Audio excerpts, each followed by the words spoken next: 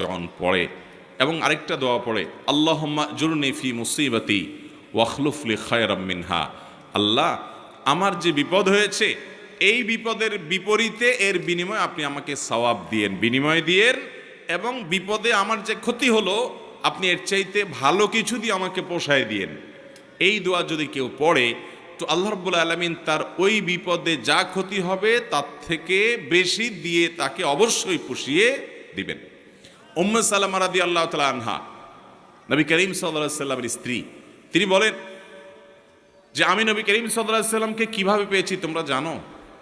অদ্ভুত ঘটনা, শিক্ষা নেওয়ার মতো একটা ঘটনা। তিনি বলেছেন যে আমার স্বামী আবু সালামা যখন মারা গেলেন আমি খুব বেশি ব্যথিত হলাম, মর্মাহত হলাম যে একজন ভালো সঙ্গী হারালাম, স্বামীকে হারালাম।